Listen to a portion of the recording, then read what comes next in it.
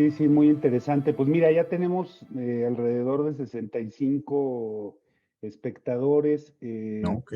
Si gustas, iniciamos. Pedro, qué gusto tenerte acá, el doctor Pedro Torres. Es un gusto poder participar con ustedes aquí en IntelliJuris y en el Instituto para el Fortalecimiento del Estado de Derecho. Nos da muchísimo gusto participar en esta serie de los martes constitucionales, en donde se han ido abordando temas de reflexión muy importantes para el constitucionalismo en México, y hoy no es la excepción. Desde luego, pues los acontecimientos que suceden en un país como México, pues siempre nos irán complicando la agenda, pero precisamente la idea de este tipo de espacios de reflexión es poder detenernos un minuto a reflexionar con un poco más de calma sobre temas de importancia trascendental, como pueden ser en este caso los que vamos a platicar hoy. Y me voy a permitir, agradeciendo a nuestros amigos, por supuesto, de IntelliJuris, leer una breve semblanza del doctor Pedro Torres, quien nos acompaña hoy. Pedro es doctor en Derecho Constitucional por la Universidad de Salamanca y Bolonia, es miembro del Sistema Nacional de Investigadores Nivel 2, se ha desempeñado como investigador en las áreas de Derecho Constitucional, Políticas Públicas para la Justicia, modelos comparados de justicia penal, y ha sido profesor investigador invitado de distintas universidades a nivel internacional, como lo son la Universidad de Salamanca en España, Bolonia en Italia y Rice en Houston en Estados Unidos. Ha sido director general de implementación del Sistema de Justicia Penal de la Secretaría de Gobernación y director delegado de investigación de seguridad y Estado Constitucional de Derecho de la Escuela de Gobierno y Transformación Pública del Tecnológico de Monterrey, así como también consejero presidente de la Comisión de Seguridad y Justicia del Consejo Nuevo León y asesor legislativo tanto en Cámara de Diputados como senadores de la República. En la actualidad es miembro del claustro académico del doctorado en Política Pública y de la maestría en Administración Pública y Política Pública de la Escuela de Gobierno y Transformación Pública del Tecnológico de Monterrey. Pedro, muchísimas gracias por participar con nosotros. Es un gusto. Bienvenido a IntelliJuris, bienvenido al Instituto para el Fortalecimiento del Estado de Derecho. Y es un gusto, gracias a todos los espectadores. Ahorita tenemos alrededor de 80 personas que están conectadas para platicar sobre un tema que me parece que es trascendental, que tiene que ver con el constitucionalismo, pero que muchas veces no hemos terminado de darle de la dimensión que tiene, como es el caso del constitucionalismo local. Fíjate, Pedro, que yo he reflexionado que en buena medida nuestro sistema federal, aunado a las condiciones políticas del siglo XX, fueron generando que este constitucionalismo local, cuya potencialidad y todo lo que de alguna manera puede aportar, tanto desde el punto de vista académico a los temas constitucionales como desde luego a la vida pública del país, de repente se ha visto un poco opacado, se ha visto un poco mermado, siendo figuras muchas veces accesorias de la Constitución Federal, donde se replicaban muchos de estos artículos y no había una utilización, una idea de potencializar a las entidades federativas a través de este sistema. Idea que me parece que ha ido cambiando, que ha tomado un rumbo y un camino distinto, y hay varios ejemplos de ello. Uno de ellos, bien interesante, es el que ocurrió con una reforma integral, con una reforma sustancial a la Constitución en el estado de Nuevo León, que ocurrió en octubre del año pasado y de la cual queremos platicar porque sabemos que estuviste muy involucrado con todo el proceso de esta reforma constitucional integral, si me dejas llamarle de alguna manera, y que ha generado, pues me parece que una inercia interesante que también se ha visto implicada en algunas cuestiones y dificultades políticas.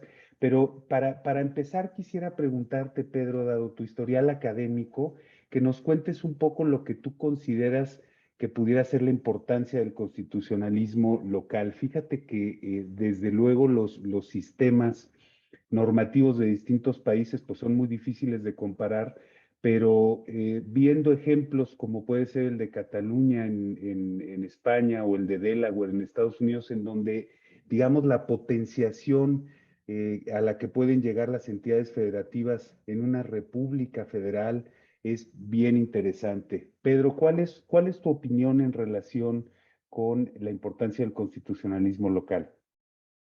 Bueno, yo creo que este es un buen momento para entrar a reflexionar sobre las instituciones públicas locales. Evidentemente, durante mucho tiempo el país pues partió de instituciones que las permeábamos a todo el territorio, a todos los estados de la Unión. Sin embargo, hemos visto principalmente a finales del siglo pasado y durante inicios de este siglo XXI que los estados cada vez más se han vuelto activos en en la forma de rediseñar sus instituciones. Y esto es muy importante porque al final el federalismo lo que permite es la generación de nuevas instituciones que puedan ser probadas en los estados y que posteriormente puedan ser adoptadas a nivel federal. En Estados Unidos, pues esa es la filosofía del federalismo, que los estados sean los maximizadores de los derechos fundamentales y sean los que mejoren las democracias locales. Y es en ese sentido como muchas instituciones, como ya lo decíamos, posteriormente sean adoptadas por el gobierno, por el modelo federal. En México tenemos ejemplos de ellos. Por ejemplo, el sistema de justicia penal, pues fue primero unas instituciones que se generaron en los estados de la República y después pues fueron adoptados a nivel federal. Tenemos el caso de la transparencia, tenemos el caso de las comisiones de los derechos humanos, donde primero surgen estas instituciones en los estados, como ya los decía, principalmente a finales del siglo XX y principios del siglo XXI.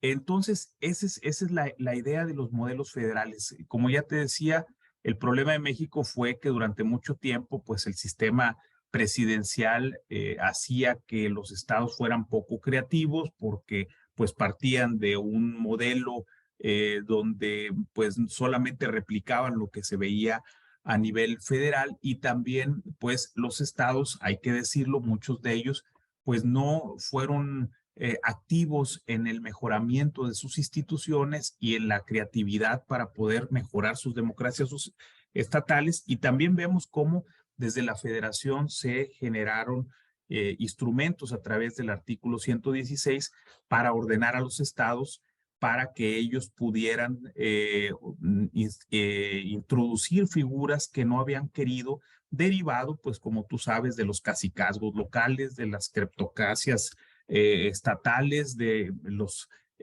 caudillajes locales. Entonces, al final el federalismo se vuelve un equilibrio entre centro y periferia, ¿verdad? En los Estados Unidos, pues esta es una de sus características, que la federación puede entrar a la vida interna de los estados cuando exista un riesgo de peligro de su democracia local, pero también los estados puedan ir a participar en las grandes decisiones como lo hacen en las reformas a la Constitución.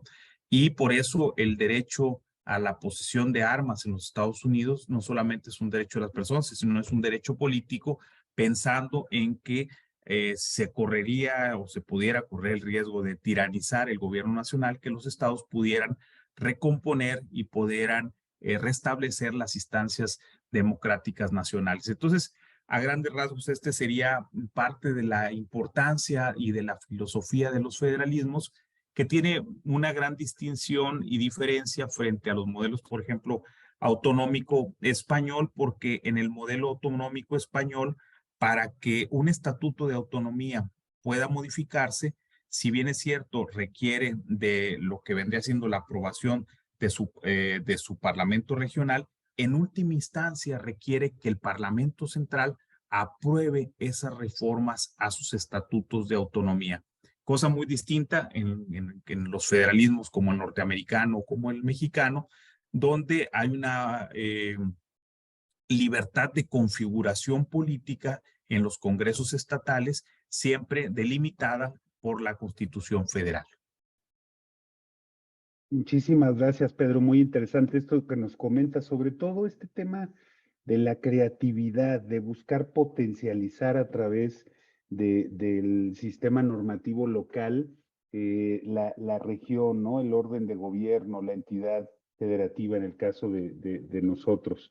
Y fíjate, en este contexto, yo quisiera que nos platicaras un poco cuáles eran las condiciones políticas, sociales, económicas en las que se propicia esta idea de hacer una reforma integral a la Constitución. Y te lo pregunto porque pensando en esto que dices de tal vez la falta de buscar espacios de creatividad para que este instrumento normativo, la Constitución local, pudiera ser un revulsivo a los derechos y a las condiciones de las sociedades, pues Monterrey, Nuevo León, siempre ha sido un lugar punta de lanza, ¿no? En condiciones industriales, en condiciones económicas, en condiciones sociales. Por ahí alguien nos contaba la historia de que la conformación o la idea detrás de una institución como la del IMSS nace de la sociedad en Monterrey, Nuevo León, donde lo que se buscaba de alguna manera es una participación que involucrara a la sociedad, que involucrara a la clase industrial y que favoreciera a los trabajadores, y de ahí, digamos, se fue pensando en esta idea tripartita. ¿Qué condiciones había, Pedro, en los años anteriores para que se propiciara este cambio o esta reforma constitucional, que se pensara en una reforma integral a la Constitución para buscar potencializar Nuevo León? Tú que estuviste tan involucrado en este proceso, ¿cómo crees que eran las condiciones sociales que llevaron a este cambio? Pues muy interesante, Gabino. Primero, analizar los cambios que se dieron en este siglo XX, finales del XX y principios del XXI.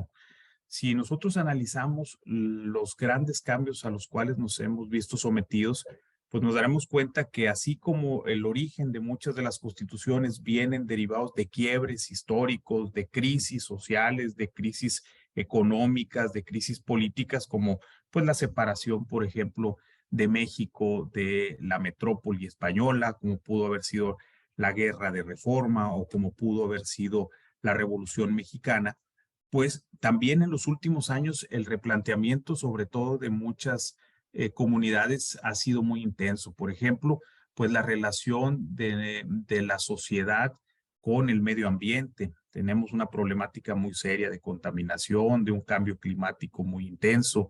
También, por ejemplo, un dato que es importante de analizar.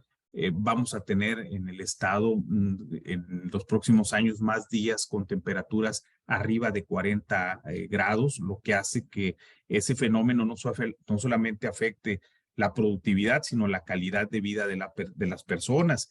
Estamos también ante un replanteamiento de la forma de trabajar, producto de la pandemia, el teletrabajo, la introducción de nuevas herramientas tecnológicas, como puede ser la inteligencia artificial, como que no solamente nos ayuda a tener mejores datos para tomar decisiones, sino también se vuelve en una herramienta de incidencia en la toma de decisiones, pero también de incidencia en manipular en muchos de nuestros casos las decisiones o influir en nosotros, ¿verdad? Tenemos también pues nuestras instituciones que habíamos conocido a lo largo de la historia, por ejemplo, la institución del matrimonio, por ejemplo, la institución eh, de la familia, la participación de la mujer, todo eso ha cambiado de manera muy intensa sin que haya habido necesariamente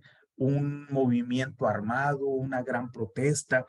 Y bueno, creo que en última instancia lo que viene a hacer el incentivo y hacer esta necesidad de generar un nuevo texto, pues viene a ser la pandemia. O sea, la pandemia viene a romper con muchas de las formas como habíamos entendido la forma de convivencia, y es en ese contexto donde se empieza a generar pues la necesidad de unas nuevas reglas de convivencia, de armonía, de eh, poderse sentir identificado y sobre todo, y aquí lo más importante, Gabino, de tener ciertos elementos que nos identifiquen, que nos cohesionen, pero que nos permitan tener un destino común en los próximos años.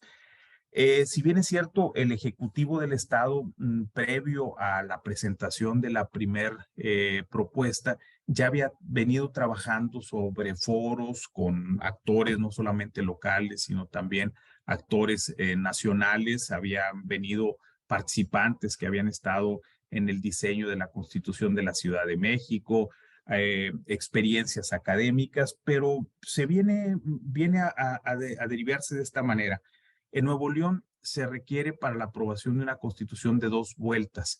Una primera se aprueba y se pasa un tiempo para que la sociedad conozca el proyecto que fue presentado y a partir de ahí se generen pues las recomendaciones, se genere el debate, se genere toda esta pues diversidad de formas de plantear el modelo de las nuevas instituciones. Entonces, se presenta un primer proyecto y ahí viene un acuerdo muy importante, creo yo, entre los 3 poderes, donde se forma un grupo de acompañamiento, el cual me tocó coordinar, pero lo interesante de este grupo de acompañamiento es que estaban representados los 3 poderes del Estado. Y en todas las mesas participaban, en los foros que tuvimos, en los conversatorios que tuvimos, participaba el presidente de la Comisión de Gobernación, participaba el presidente del Poder Judicial de Justicia del Estado y participaba el gobernador del Estado.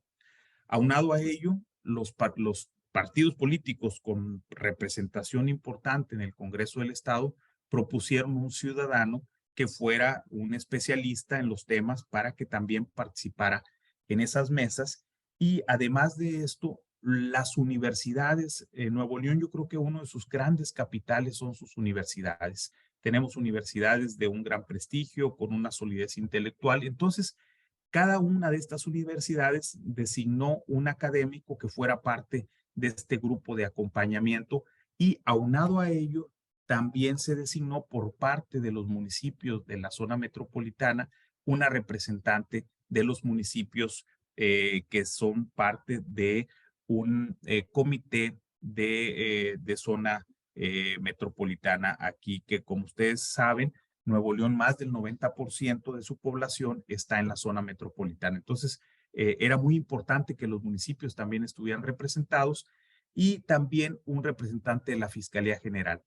Todos estos actores nos juntamos, generamos unas metodologías de trabajo para poder analizar el texto que ya se había presentado en el Congreso, pero también para identificar a los especialistas que fueran a ser parte de los conversatorios. Entonces, cada una de las universidades presentaba y proponía a los académicos que fueron de muy buen nivel de estas universidades, formados en México, formados en Argentina, formados en España, en Francia, en Italia, en Japón, en Alemania, en Estados Unidos. Entonces generó un ecosistema muy importante de actores y de conocimiento y de visiones, sobre todo, sobre cuál era no solamente las principales tendencias en México, sino en el mundo, también los principales precedentes de los tribunales nacionales, sino también internacionales, y mucho de lo que se estaba dando en el contexto comparado. Entonces, ya con todo esto, lo que hicimos fue entregarle a cada uno de los participantes el texto aprobado en primera vuelta para que sobre ese se trabajara, porque nuestra experiencia era que muchas veces se van a foros y ahí se debate y se habla de conceptos muy abstractos que no necesariamente terminan en un documento que pueda ser aterrizable para los actores que en última instancia tenían que aprobar estas propuestas y este planteamiento que eran los diputados del Estado. Entonces, terminando todos estos trabajos, que fueron trabajos realizados durante 5 meses, el comité de acompañamiento entregó un documento con todas las recomendaciones. Y con esas recomendaciones se rediseñó todo el documento original y a partir de ahí, pues, no necesariamente quedaron todas las recomendaciones, pero la mayor parte de las mismas fueron atendidas y esto también creo que les dio mucha certeza a todos los actores políticos de que el documento iba pues muy cuidado técnicamente Y independiente, pues como tú sabes, Gabino, muchas de las decisiones constitucionales ya no son temas de técnica jurídica, sino de decisiones políticas, y muchas de ellas pues no se modificaron, pero bueno, tuvimos un avance en ese sentido.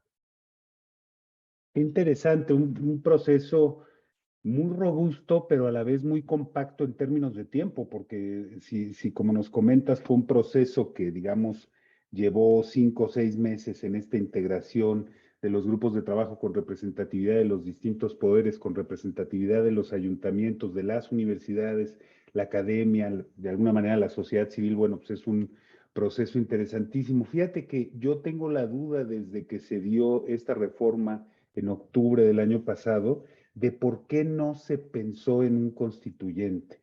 O sea, ¿hubo alguna razón específica de no llamar, convocar a un constituyente para hacer una nueva constitución? Entiendo que hay partes de la constitución, tal vez en volumen pequeñas, pero en importancia, pues muy importantes, que sí se quedaron, que tienen que ver con este tipo de decisiones fundamentales que tienen que ver con los valores y la idiosincrasia de una sociedad en específico, ¿no? Y esa sí podrá tener variaciones de región a región, y es muy, muy importante identificar que este es el espacio en donde se tienen que plasmar muchas de estas ideas fundamentales, muchas de estas valores de la propia sociedad, pero sí me quedé con la duda a qué respondió o por qué no se pensó en un constituyente para una constitución, digamos, nueva, para la constitución que no hubiera esta condición de una reforma integral donde dejaron viva alguna parte pequeña, sino volver a hacer todo el esfuerzo. Sí, pues mira, respondiendo un poco al primer planteamiento, ya habían existido alrededor de 4 años que se había trabajado el primer documento, el que se presentó, que se aprobó en primera vuelta. Nuevo León, fíjate, no tiene, por ejemplo, como otros estados, que es en una vuelta y luego lo aprueban las mayorías de las legislaturas de los estados. Entonces, había habido un acuerdo de una legislatura previa de ir a una nueva constitución. Entonces, esa legislatura lo que pues permitió fuera que se fueran generando trabajos al interior del Congreso, y cuando se llegó a la presentación del primer documento, pues teníamos todo esto avanzado. Sin embargo, cuando llega a la primera vuelta, que se aprueba por un consenso importante, por unanimidad de todos los integrantes, pues ahora sí empezaba el verdadero debate de cómo iba a quedar y qué era lo que se debería de ajustar. Entonces, los acuerdos partíamos de que las mayorías legislativas estaban divididas. Había 3 partidos políticos que tenían el mayor número de diputados. Entonces, en buena medida, el consenso que se estaba dando en ese momento era un consenso que podía moverse con el tiempo. Entonces, el punto aquí era que si se generaba un constituyente, tú sabes que tiene todo un proceso largo que a lo mejor pudiera haber derivado en algún desajuste en ese consenso y en ese punto de partida de llegar a un nuevo texto constitucional, porque se tiene que convocar al proceso constituyente, y al proceso, hacer la constitución y luego que desapareciera. Entonces, un primer planteamiento fue que la constitución de Nuevo León no tenía cláusulas de intangibilidad o cláusulas pétreas, ¿verdad? Entonces, como la constitución alemana que dice, el tema del federalismo no se puede modificar si no es a través de otro constituyente. O también el tema de la república en Italia o la república en Francia, que no pueden ser sino a través de otro constituyente. Solamente había el tema, por ejemplo, de ponerle alguna temporalidad de que no se pudiera reformar, que eso creo que tendría que haber sido por un poder constituyente, pero fuera de todo eso, sabemos, y en la Constitución mexicana pues ha sido una problemática porque las decisiones políticas fundamentales nunca se establecieron en cláusulas pétreas. Entonces, para fines prácticos se podía modificar la Constitución sin generar todo ese proceso previo que podía eh, pues alterar ese consenso que en ese determinado momento se tenía.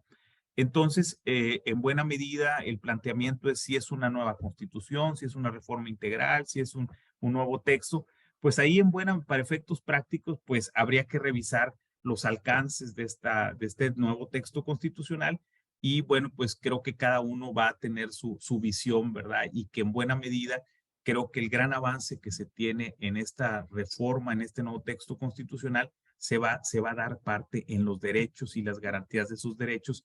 Y sí creo que se quedaron temas pendientes en la parte orgánica, donde nos hubiera gustado avanzar más, pero bueno, pues fue parte del acuerdo político y como tú sabes, pues la mejor constitución es la que logra llegar a buen puerto y en este momento, pues quisiéramos que esta constitución vaya madurando para que sea la que pues logre generar la mayor gobernabilidad, que bueno, pues eso también influye del sistema político y de los actores que conforman el sistema político, ¿verdad? Interesante, Pedro, todo esto que nos dices. Fíjate que hemos estado participando ya por algún tiempo ya en este tipo de eventos aquí de IntelliJuris y me da mucho gusto que hoy tenemos gente de muchos lugares del país. Normalmente asiste o tenemos concurrencia, no desde luego solo de la Ciudad de México, pero especialmente hoy me da mucho gusto porque tenemos gente de Puebla, de Morelia, de Toluca, de Veracruz, de Tlaxcala. Yo creo que eso habla de esta necesidad de irnos acercando de experiencias de otros lugares de la República Mexicana y de podernos ver de alguna manera en un espejo, ¿no?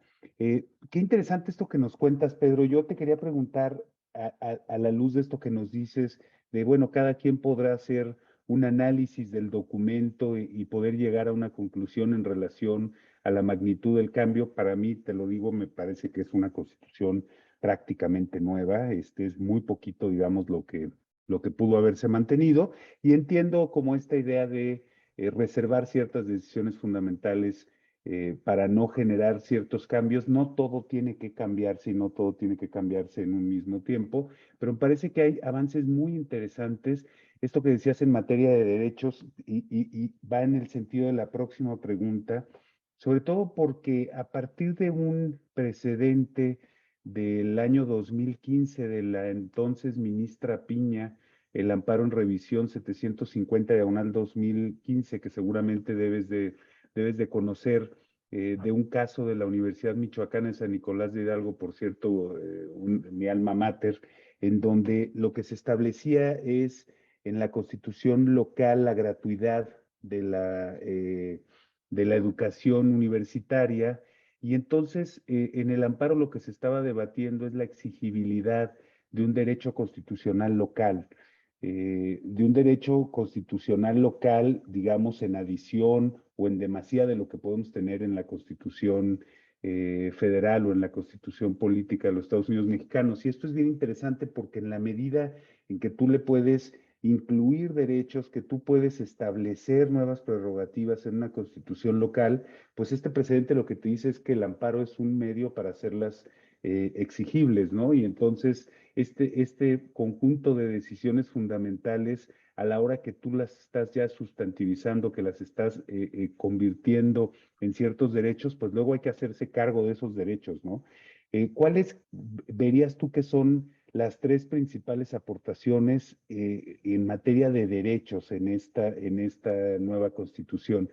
Yo tengo por ahí algunos que más adelante te voy a hacer algún comentario, pero quería saber tu opinión, tú que estuviste de primera mano y que de alguna manera estuviste en la coordinación de todos estos trabajos, ¿cuáles consideras que pudieran ser las aportaciones más importantes en materia de derechos?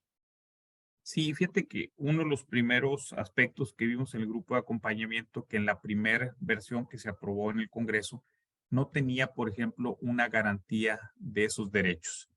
Entonces, en la parte del control de la constitucionalidad, se le da la posibilidad a que los jueces desapliquen, los jueces estatales desapliquen cualquier reglamento, cualquier ley que vaya en contra de los derechos establecidos en la Constitución. Entonces, vemos ahí un control difuso que evidentemente, pues, Es una herramienta que pone a prueba a nuestros jueces locales. Creo que ahí tenemos un reto muy importante de las instituciones estatales, porque los grandes actores, cuando hablamos de los primeros movimientos de constituciones estatales que se dan igual a finales del siglo XX y principios del XXI, nos damos cuenta que el poco activismo de los poderes judiciales estatales fue también uno de los aspectos que debilitó la legitimidad de los constitucionalismos locales. Si bien es cierto, la Corte pues permitió que muchos de esos juicios llegaran hacia la Suprema Corte. No obstante, también fue producto, creo yo, de una válvula de seguridad, puesto que hay que decirlo, en muchos estados los poderes judiciales no tienen pues la confiabilidad de los actores políticos. Y ese es un gran reto que se tiene. Creo que a nivel federal se ha avanzado mucho en eso. Creo que hoy por hoy la Corte es un referente de equilibrio, pero en muchos estados todavía no se da eso.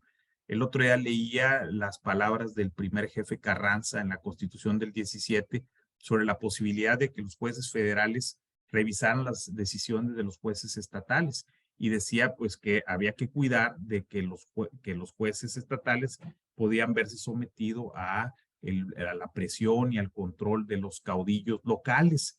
Entonces, tristemente han pasado ya más de 100 años y no hemos logrado también el fortalecimiento de poderes judiciales estatales sólidos. Y en ese sentido, creo que el Poder Judicial de Nuevo León tiene este gran reto de poder ser, ahora sí, este guardián de la Constitución, que le dé vigencia a este guardián de la Constitución, que le dé la posibilidad a que los ciudadanos sientan que esos derechos pueden ser activados y que los ciudadanos los puedan posteriormente solicitar de manera política o de manera jurídica. Eso en el ámbito estrictamente local.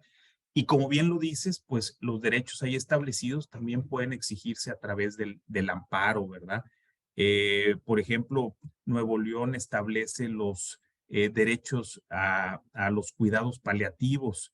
Ahora que hablábamos de estos cambios que hemos tenido en nuestra configuración de la población, pues cada vez va a haber personas mayores y cada vez más vamos a tener un problema sobre el envejecimiento de nuestra población. Entonces hay que ver que esa población va a requerir de una dignificación de sus condiciones de vida y en un determinado caso va a requerir de medicinas para que pues su etapa final de la vida pues sea con dignidad. Entonces, derechos de ese tipo pueden ser activables. Hay un capítulo muy importante de todo lo que tiene que ver con los derechos económicos. En eso se puso especial atención para que la Constitución de Nuevo León quedara al nivel de los estándares internacionales que piden las grandes compañías de derechos y de seguridad económica para ir a invertir. Y eso era uno de los aspectos que es importante para estados como Nuevo León, la certeza de sus políticas públicas, la certeza de sus inversiones. Y ahí encontramos otro principio y que es derivado del principio o del derecho de la certeza jurídica, que es el principio a la confianza legítima. Y Nuevo León, por ejemplo, tiene un modelo de planeación a 15 años que está establecido en la Constitución, qué órgano lo genera, que es el Consejo Nuevo León, el Consejo para la Planeación Estratégica, y a partir de esa planeación se establece también lo que vendría siendo el principio o derecho de confianza legítima para que los ciudadanos pues tengan certeza de que las políticas públicas no van a ser cambiadas de una manera abrupta de un momento a otro.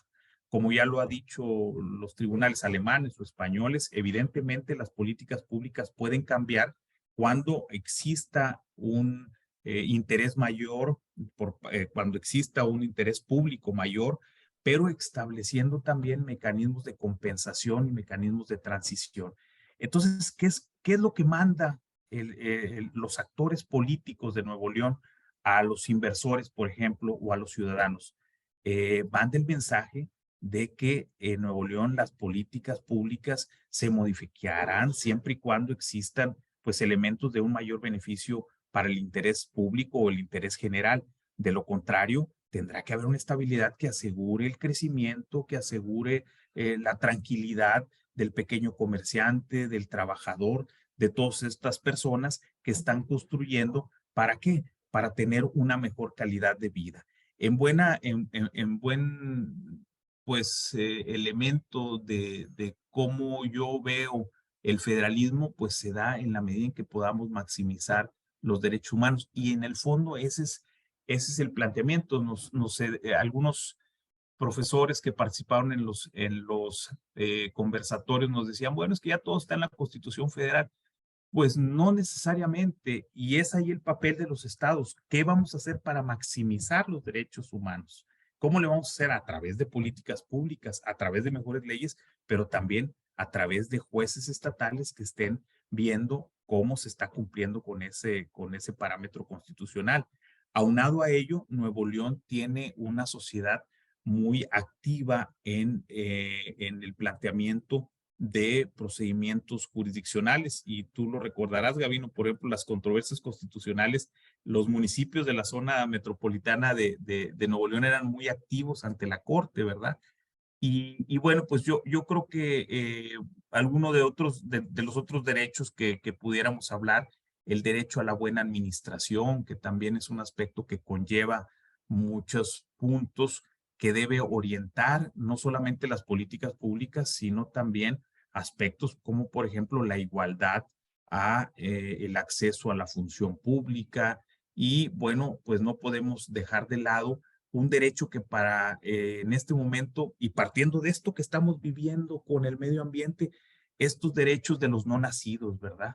Y esto tendrá que obligar al Estado a tener que generar estudios, por ejemplo, de prospectiva, cuando se tenga que tomar una decisión que pueda afectar a derechos de personas que aún no nacen, como por ejemplo aspectos de medio ambiente o aspectos que puedan influir en las siguientes generaciones. O sea, son estos derechos que hay que pensar, los derechos digitales también, que es otra de las problemáticas que si bien es cierto, muchos de estos derechos encajan en aspectos que pasan por instituciones nacionales, pues en el ámbito de lo estatal, pues el Estado también deberá proteger proteger y maximizar hasta donde pueda y optimizar estos derechos que ahí están en la Constitución.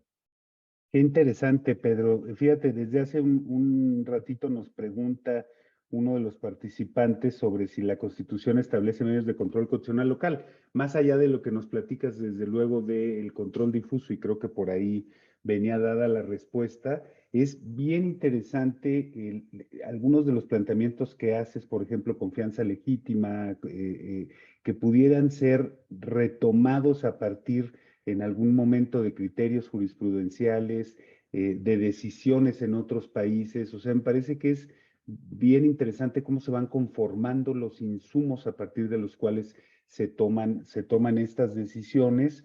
Y yo quería preguntarte en relación a este tema, ¿cómo visualizas, cómo ves tú el proceso de ajuste normativo de la Constitución frente al resto de las normas que regulan las distintas relaciones allá en el estado de Nuevo León? Como sabemos, hay eh, un entramado vasto de legislación, y me llaman la atención dos aspectos de los temas transitorios. Desde luego, pues todo lo que se oponga a este decreto se queda derogado. Entonces ahí la decisión, y lo platicábamos en algún momento que el ministro en retiro Cosío estaba con ustedes platicando sobre estos temas, de la importancia de cuál va a ser la operatividad de estos transitorios hacia el futuro. Y me llamó también la atención otro transitorio que decía que para el caso de las reformas constitucionales que estuvieran, digamos,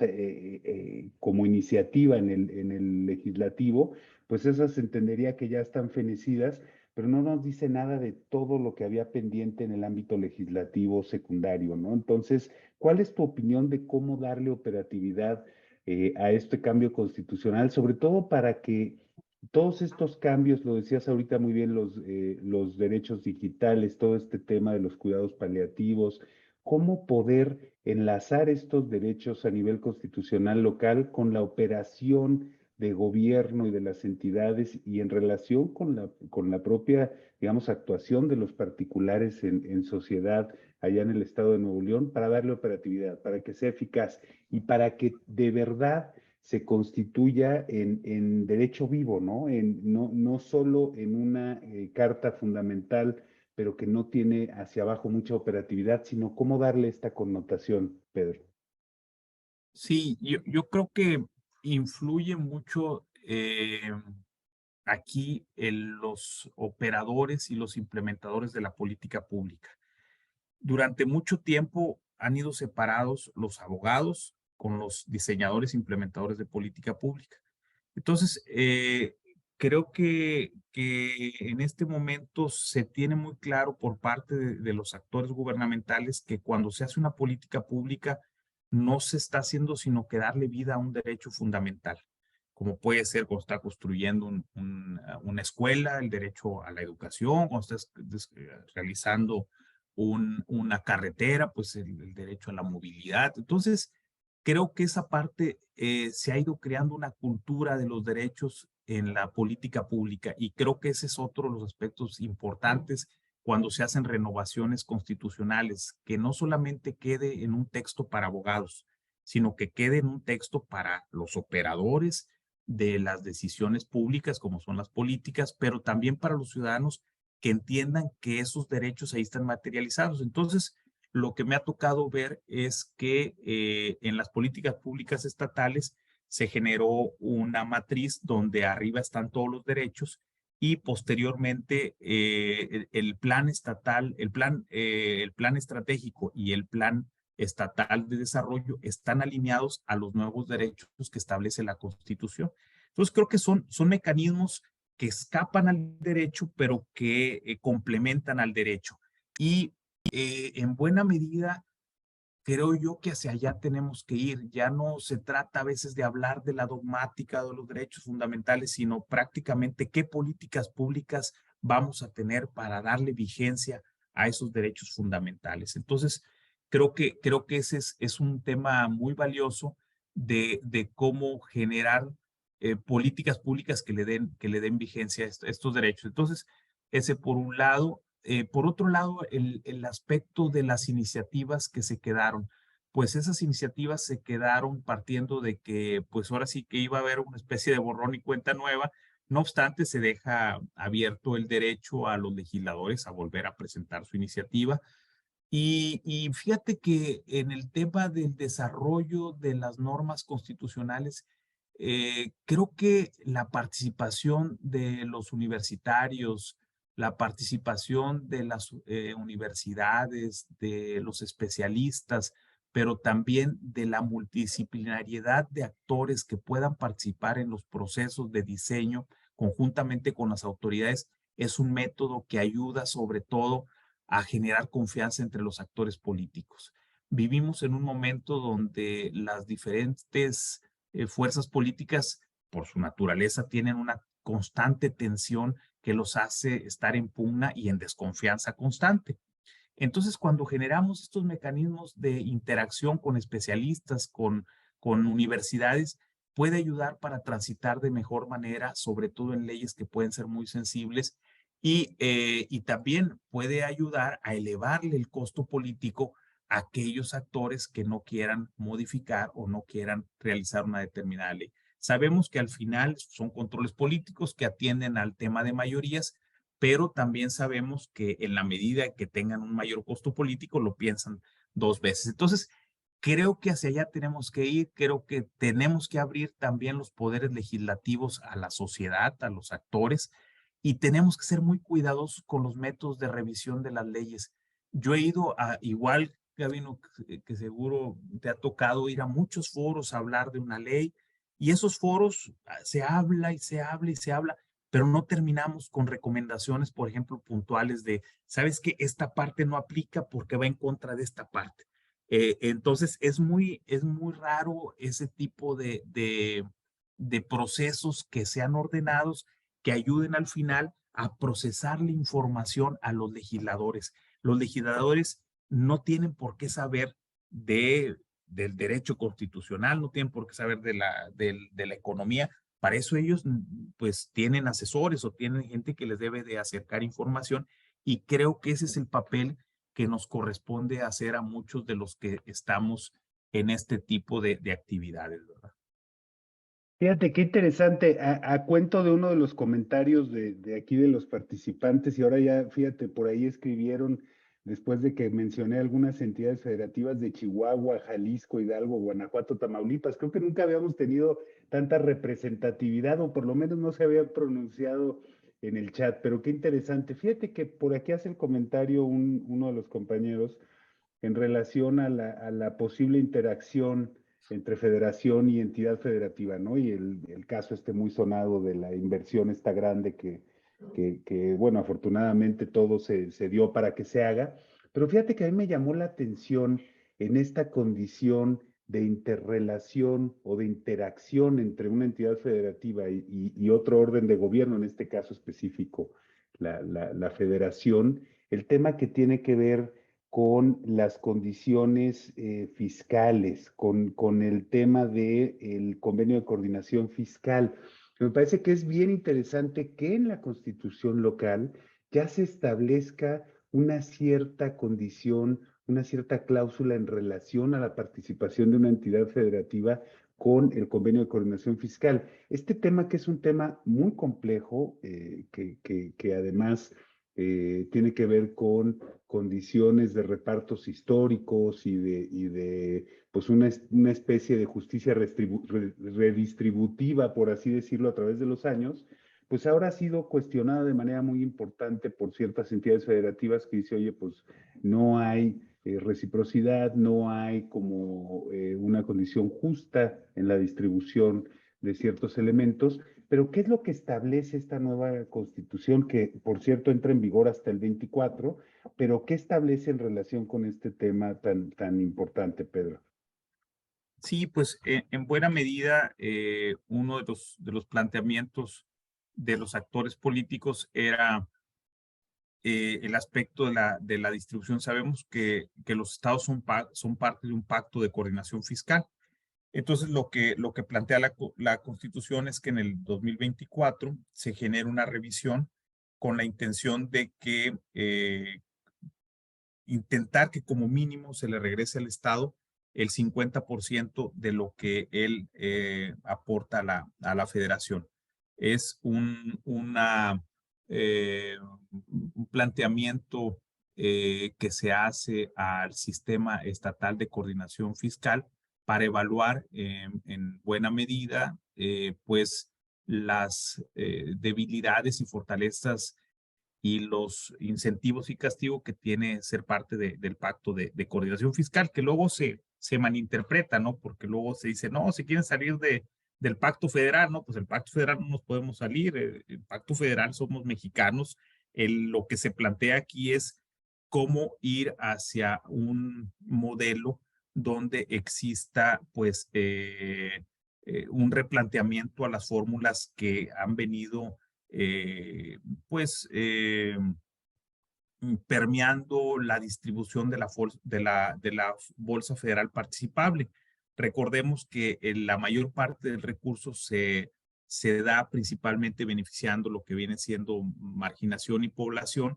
Y entonces, pues, ese ha sido uno de las solicitudes que han hecho algunos estados de la República. Por otro lado, también el tema de la recaudación es muy importante. Ustedes saben que los principios del federalismo pues es la solidaridad, ayudar a los que necesitan para poder todos ir de una manera conjunta y evitar también la polarización de regiones. Pues la subsidiariedad también es otro de los principios del federalismo, pero muy importante tiene que ser la corresponsabilidad, ¿verdad? Que todos seamos responsables y que cuidemos de que esos recursos que se reparten entre todos pues no vayan a quedar en, en, en, en, en élites que no permiten la movilidad social. Desgraciadamente, cada vez vemos más ricos de ciertos estamentos de muchos estados y su población no tiene un crecimiento pues en los niveles de vida. Entonces, creo que por ahí va el planteamiento. Si revisamos desde que se hizo pues el acuerdo de coordinación fiscal, se han beneficiado de estas fórmulas, pero vemos que a estos estados que se han visto beneficiados como un formato de equilibrar, pues no hemos logrado que salgan de esa problemática, y creo yo que hacia allá también tenemos que estar muy atentos, sobre todo para castigar una mala utilización de los recursos públicos, pues también los escándalos de corrupción, donde vemos que gobernadores salen con mucho dinero y vemos que la población no tenía, por ejemplo, medicinas para el cáncer. Entonces, creo que eso es lo que genera cierta sensibilidad en algunos miembros del Pacto Federal, y creo que ese tendría que ser un planteamiento, y que es lo que quedó definido así por los actores políticos en Nuevo León. Muy interesante, Pedro. Fíjate, hablando de estos elementos tal vez novedosos, y tú nos comentabas ahorita algunos de los los derechos digitales, los cuidados paliativos, cosas bien, bien interesantes. Yo me quedo con una cuestión de denominación, déjame decirlo así, casi al inicio de la Constitución, que me llama mucho la atención. Quisiera, si me permites, leerlo, porque me parece que tiene que ver de alguna manera con cuál es la coyuntura social, la idiosincrasia social de Nuevo León, y tiene cosas muy interesantes. Dice, para la construcción del futuro sustentable, el Estado impulsará la sociedad del conocimiento. Este es uno de los primeros elementos que me llaman mucho la atención. El emprendimiento público. Creo que este es un concepto no nada más muy novedoso, sino me parece que puede generar muchísimas externalidades positivas. Esto es, que puede afectar de manera positiva o irradiar de manera positiva muchas cosas muy interesantes. La educación integral, la investigación científica, la innovación tecnológica y la difusión del saber. Y después viene una parte en este último párrafo del segundo artículo. Dice, así como el fomento a la familia y los valores característicos de la población del Estado. ¿Cuáles son estos? Dice, el trabajo, la innovación, la disciplina, el esfuerzo, la solidaridad y la resiliencia.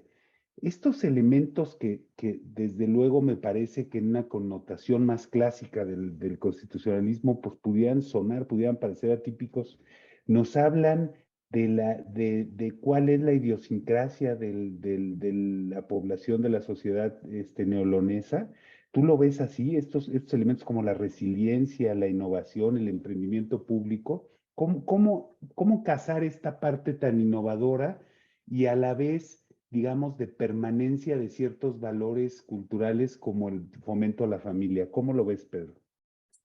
Sí, mira, creo que fueron conceptos que fueron saliendo a lo largo de los conversatorios. El tema de la sociedad del conocimiento, y que son estos nuevos conceptos que hacia allá tenemos que ir.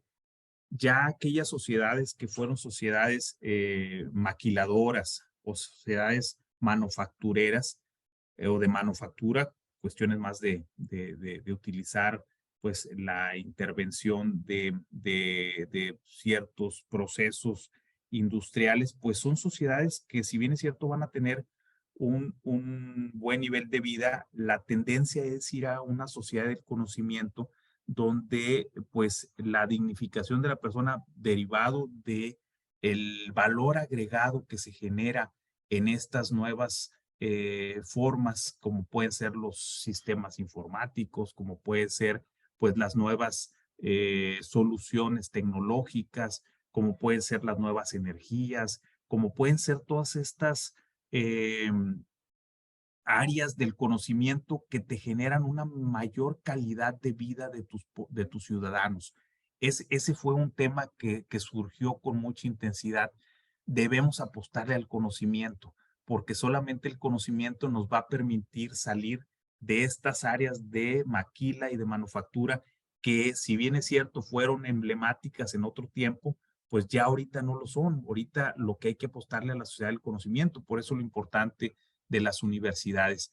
Hoy por hoy, y fíjense ustedes, una paradoja, el escudo de Nuevo León una parte trae una chimenea y trae ahí como humo, pues eso ya está políticamente es incorrecto, ¿no? Porque ya se está beneficiando estas industrias que, por ejemplo, ya no contaminen y ir a estas áreas que generan recursos o que generan bienestar a través del conocimiento es uno de los aspectos que más marcaron en los conversatorios. El otro tema, la innovación, pues ese es un aspecto que, que se ha empujado desde hace mucho tiempo, es parte de la cultura regional.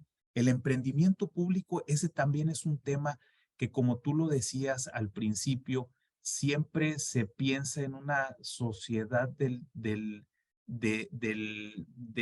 cómo desarrollar, pero no un desarrollo sustentable, ¿verdad?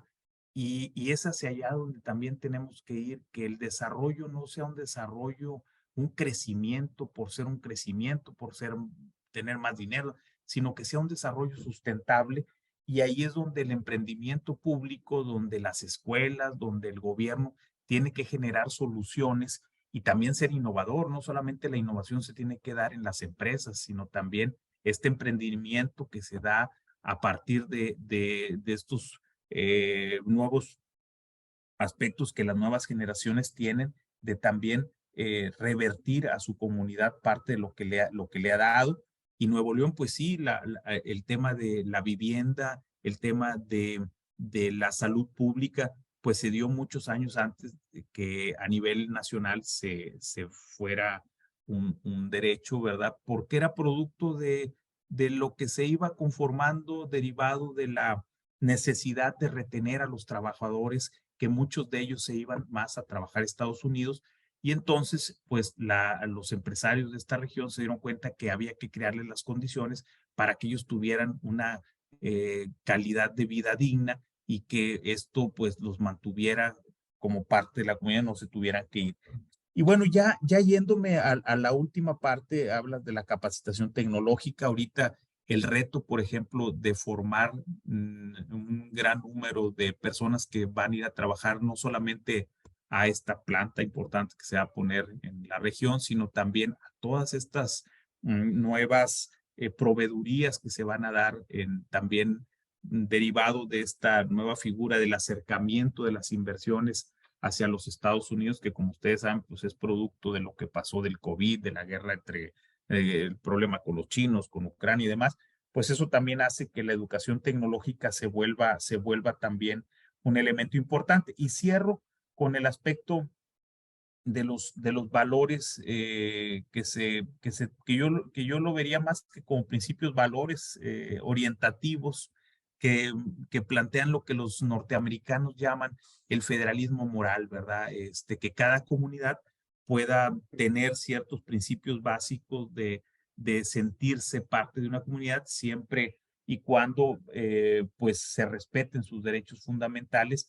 Y este último, acuérdate que veníamos saliendo de la pandemia, ¿no? Entonces, un término que fue muy importante durante toda esa difícil temporada fue la capacidad de resiliencia.